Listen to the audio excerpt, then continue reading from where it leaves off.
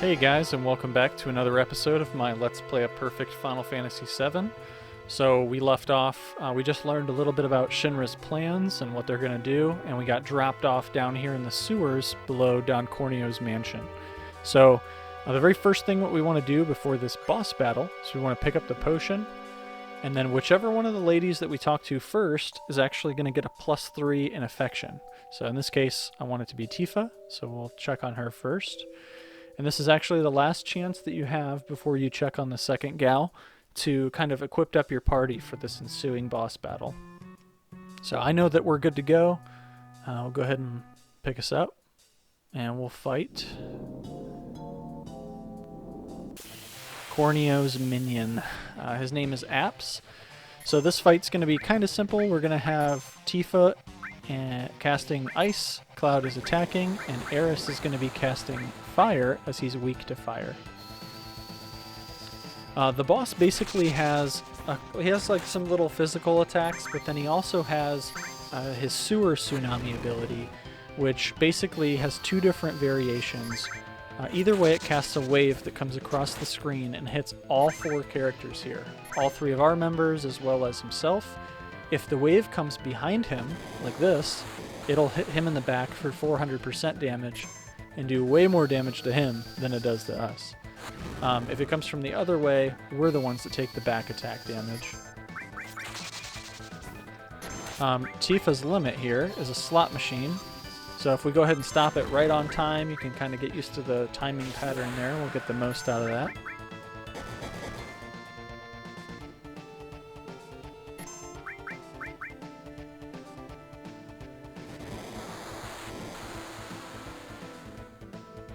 You can see that one does a little bit more damage to us than him, but either way, you can either use Aeris's limit to heal your party if it comes up, or you can have someone use Cure All once and it should be sufficient to take him out. So quite a simple boss.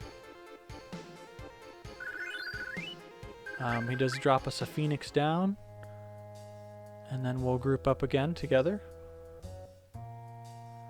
Now, I'm going to make some quick changes to the group's materia makeup here. First of all, we're going to put everybody in the front row so that they can kind of charge up their limits and take damage and whatnot. But what we're going to do is we're going to have... basically, there's some enemies that we can encounter within this sewer. And the enemies are... only one of them would be weak to ice, whereas the rest of them have no resistances or weaknesses, so... we want to have the Ice-All combination set up. So we're going to give that to Aeris, as I would like to see her get some extra KOs and whatnot. So let's give her Ice-All so that she can take out enemies. And then let's give her 2 more materia just to amp up that damage. We'll have... let's go ahead and give Tifa the cover materia so she can get her limits up. And then let's go ahead and give Cloud the restore materia so he can cure if need be. Basically, I just want Aeris to get some of the KOs to attribute towards her limit breaks. So any fights that we get here, we're going to go ahead and just use Ice All. And these enemies, the Caesars, these are the enemies that are weak to ice. So these are the reasons that we equipped the Ice All. They drop potions, and rarely they can drop tranquilizers. There's also Sahagins down here, which are like little turtles with spears. And before we exit the room, we're going to pick up the steel materia. Now, the steel materia is very, very good. And it's going to give us access to a whole new world. So the steel materia gives us the command steel. Now this is the first yellow materia that we're seeing as well. So these are command materia. These give your characters new options, new actions that they can do in battle. Similarly, they can level up. You can see that this will level up to Mug eventually. And it also increases our dexterity, which again is going to be our speed and our evasion. So pretty good stat change. Typically the steel materia is best given to your highest level party member. so that they have the highest chance of stealing and success, as well as they'll get their turns quicker, more steals. So now that we have the steal materia, I'm going to be covering with you guys all of the enemies and what you can steal throughout the game as well. So one thing I noticed too that I didn't touch on was that as you level the cover materia, it will simply increase the percentage chance in which you'll cover. So once this hits level 2, it'll be 40%, and then 80%, and then 100%. So eventually it'll be all the time it'll block, which is cool. So the Caesars, we can steal tranquilizers from them. We can steal hypers from the Sahagins if we were to encounter them. So some people like to sit here for a second and steal some tranquilizers and hypers, as they are pretty handy items. Basically, the tranquilizer, when you use it on your character, it gives them the sadness status effect, which is one that actually persists even outside of combat. What that does is it reduces the damage that your characters take by, I believe, about 30%, but it slows the rate in which their limit breaks will grow from taking damage. Whereas the hyper is a little bit different. The hyper will give your characters the fury status, which, let me look it up here really quick just to make sure I'm reading it exactly. But the fury status... Okay, so the Fury status actually reduces the character's hit rate for both physical and magical attacks by 0.3, so by 30%. But it also doubles the rate in which their limit gauge fills. So this can be used to farm limit breaks really easily because you need to use them so many times. I typically don't prioritize that. I just kind of use them naturally. We have plenty of game to go, so I'm sure we'll learn them. And I don't really find the need to grind here, so I'm just going to go ahead and push ahead. We can get plenty of them at item shops throughout the game as well. It's just an important item to make sure that we get that steal materia, as it's extremely handy.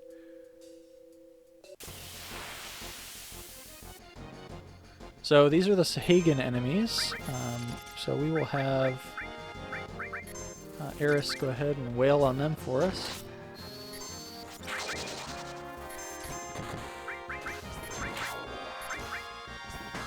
And we don't need to use Cloud's Braver. That battle is almost done. So you can see we picked up a potion.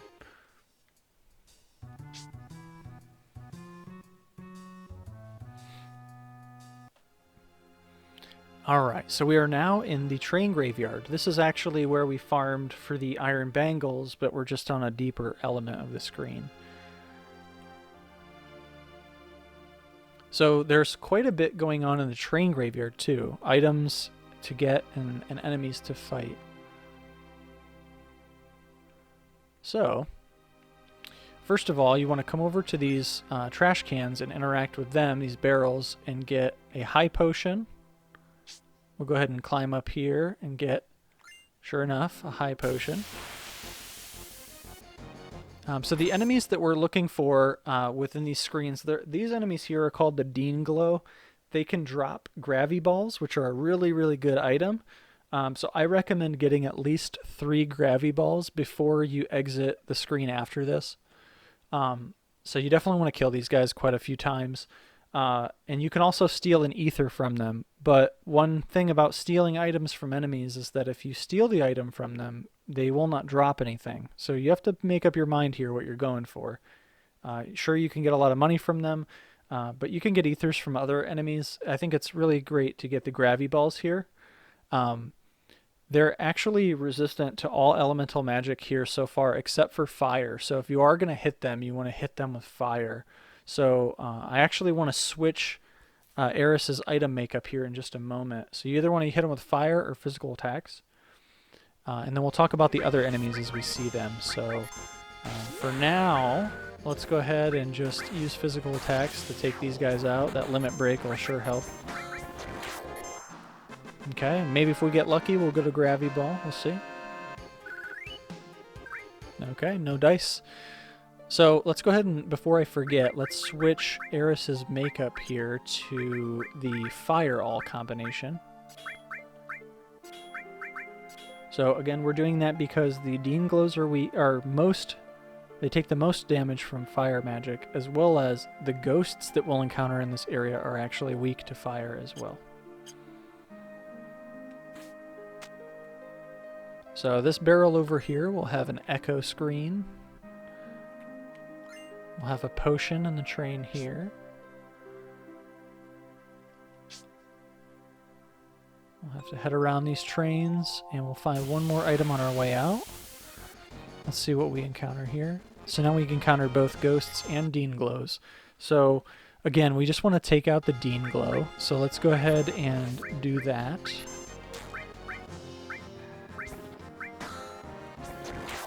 Now the ghost enemies, they function very differently. Whenever you hit them or interact with them in any way, they'll fade in and out of combat. While they're faded out, you cannot hit them. So you want to take your time and pay attention to when they're faded in and not. And these enemies can either drop a ghost hand or you can steal a ghost hand from them. Now, as a perfect game note for you guys, the ghost hand is a unique item to this enemy. There's only 2 times that you can get this item throughout the game, so I highly recommend stealing at least 2. And sure enough, here's 2 ghosts, so we can do that. However, you can get the item later. It's just very difficult. If you're going to get 99 of them, I recommend you steal them now. But there's also a W item glitch that's inside the game. So if we want to get 99 of them, we can also just use this glitch to duplicate the item. So because I could just sit here and steal forever, I'm going to use the glitch later down the road to duplicate the item. I'm simply going to get 2 of them and move on. So what we're going to do here is have Cloud just use steal. And we got 1 ghost hand, so we can hit this guy so that he fades out. And we'll try to keep him faded out while Cloud continues to make his steal chances here. We don't want to hit the other one as we don't want to impact. So we'll go ahead and hit this guy again. We'll let Cloud steal from the one in the back. And we'll rinse and repeat this process until that first one dies. And then once this one comes back, we'll let Tifa go ahead and do her limit. If that doesn't finish him, we'll take him out. So you see, oh, actually he did fade back in there before Cloud got his attack off. But.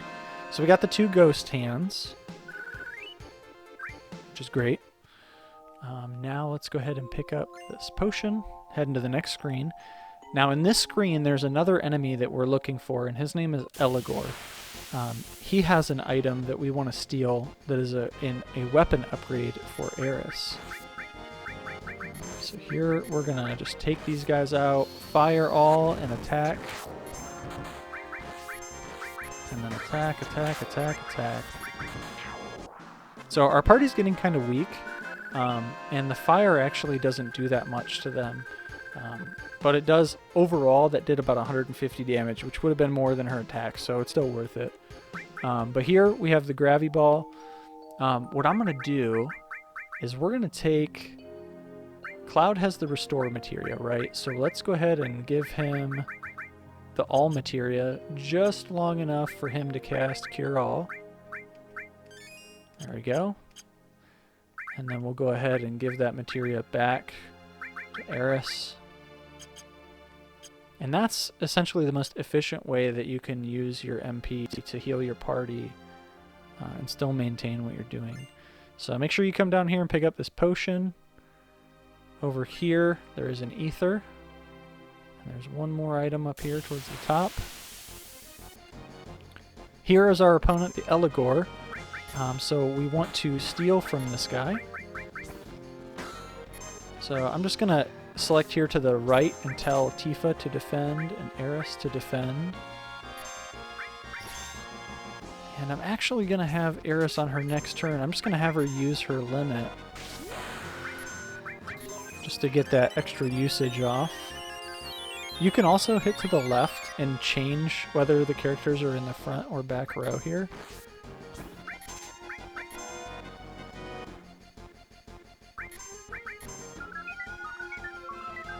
Now this boss, yes, he can put our characters to sleep.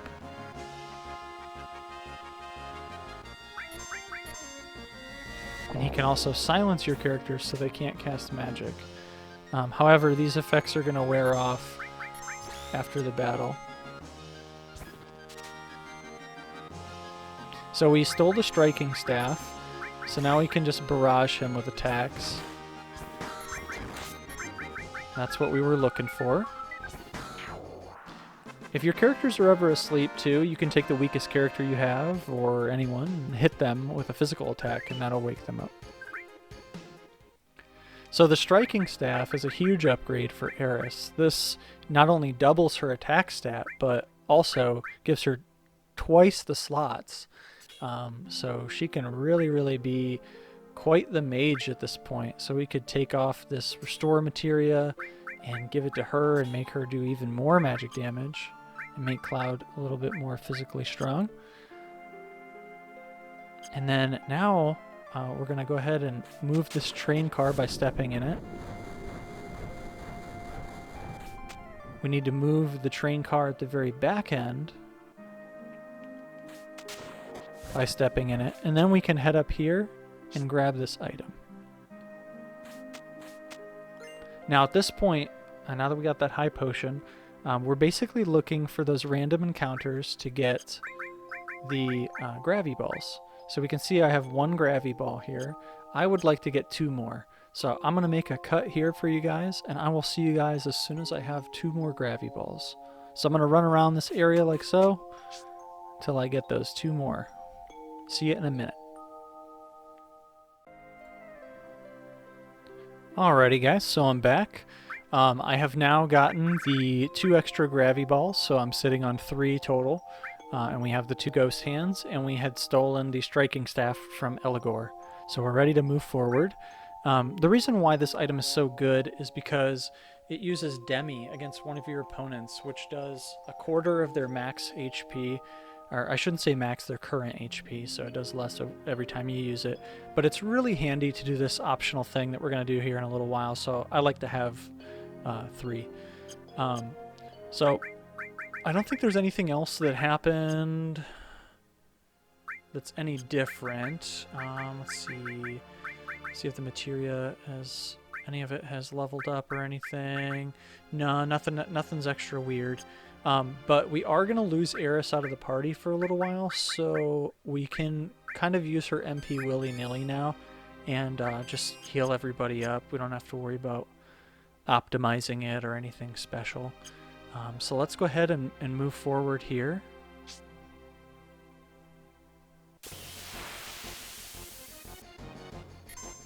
And again, we can just...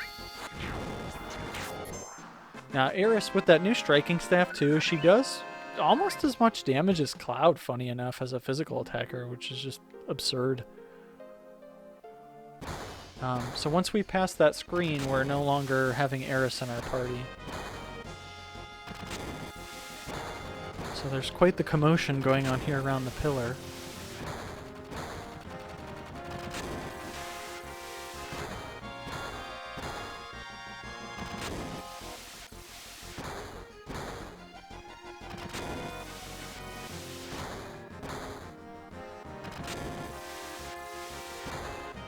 So Tifa asks Eris to go ahead and go get Marlene and take care of her. We have a save point here, but now we're down to just Tifa and Cloud. So one more time here, quickly, we're going to take care of their materia. In this section, I would love to see... we're going to try to use... Let's see, I believe Cloud is the stronger mage, so let's see, 37 magic, 37, yep. So he's definitely the stronger mage. Let's have Cloud, we're going to set him up with Lightning Awe. We'll have Tifa set up with cover, and we'll give Cloud the steel. No, we're going to give him 2 elemental type, so that his magic power is even stronger.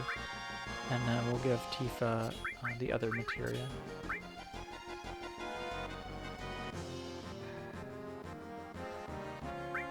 spots. We'll just put this one here. Okay, cool. So we'll just keep them both in the front row. Doesn't really matter too much here. So we're going to head our way up the pillar, and there's only one enemy that we can encounter here, and his name is Arrow Combatant. It's this fella. He's real annoying because when he's flying, he has a really high evasion stat. So it's best to hit him with magic while he's flying in the air. And if he drops down, then you can have the other character like attack them. But as long as he stays in the air, I'm just hitting him with spells because their evasion is very annoying. They drop potions, and you can steal potions from them. That's about it.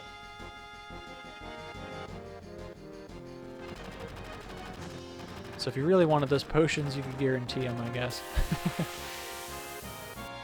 So you'll come across these random battles where there's like a few of them floating in the air. And this is why we have the all materia set up. They have no elemental weaknesses though, so... And, because this guy's on the ground, we'll have Cloud just take him out with an attack.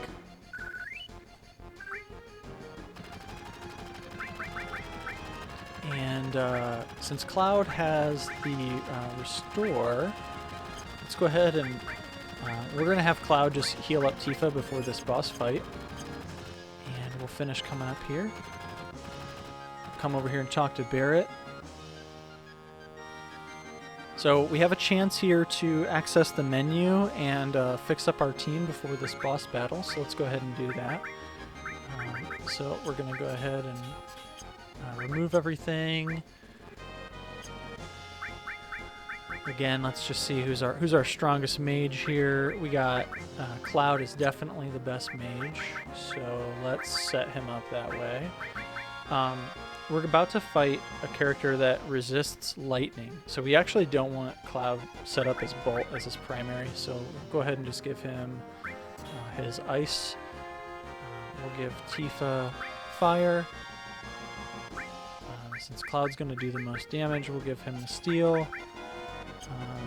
I would probably want Tifa to get her limits the most, so we'll give her the cover. And let's actually give Tifa the restore. She'll be our healer, and then we'll have Barret as just a physical attacker. So we'll have Barret rocking. So we're putting Cloud on the back because he's going to be a caster. We're going to keep Tifa in the front because she's melee. And she's our healer. So she'll be punching unless she needs to heal. And then Barret's going to be a physical attacker who's safe in the back. What you can do with cover is because cover, they step in front of them and take damage for him, you can give that to somebody in the back row too, so that it reduces the damage that they're taking to basically mitigate damage as well as maintain full damage, which is a cool little combination. So here though, I'm actually just going to put them in the front because I really don't care about the damage that they take and the limits. But we're good, so we can just press forward.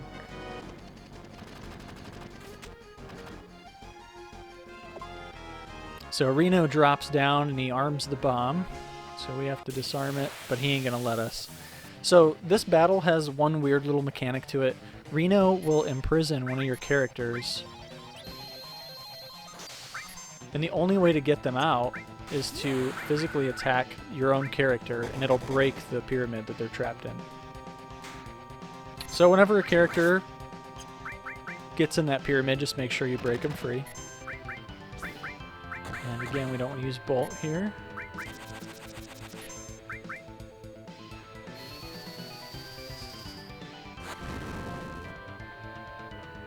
So we are on the onslaught. Now literally we just rinse and repeat this unless he traps somebody. And then we'll break him free.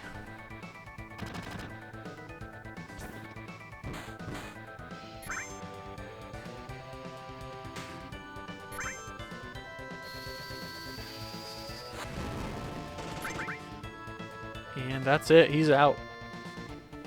Super simple boss fight.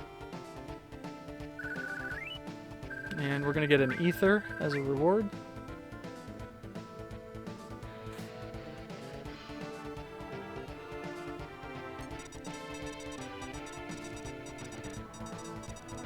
We're going to come over here, try to talk to Tifa, see if we can disarm it, though we definitely can't.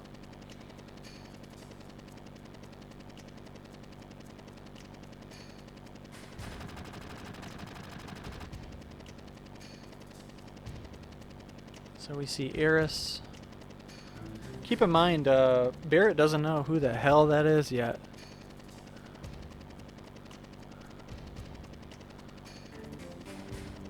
So we've learned now that Eris is what's called an ancient. And he slaps the shit out of her.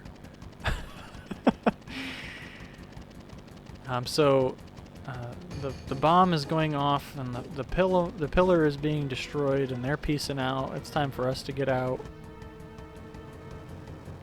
You can actually run around here in this cutscene.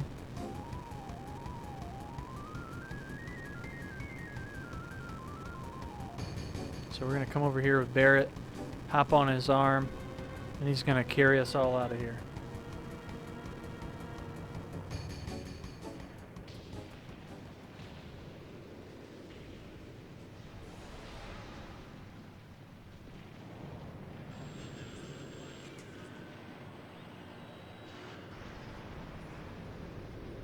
And in a very gruesome cutscene, you see that this entire sector is just destroyed. Really puts Shinra at an all new low.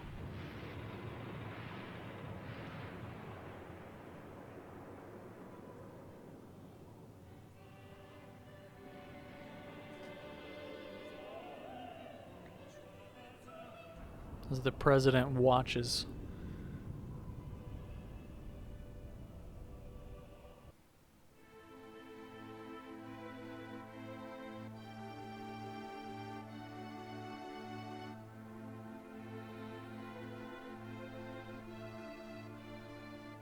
So as we awaken, Barrett thinks about his adopted daughter and his friends, and he's super mad.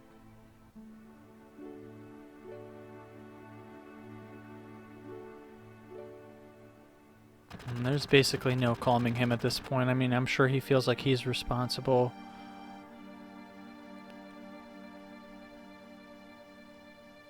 Tifa lets Barrett know that she asked Eris to look after Marlene, so there's a good chance that she's still alive.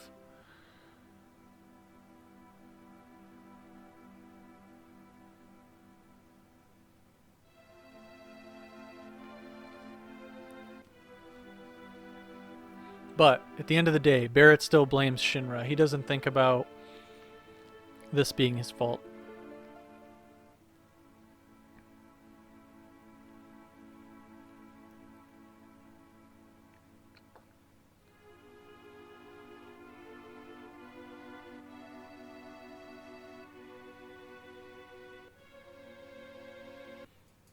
So, we're actually going to end the episode here, guys, and I will see you in the next episode.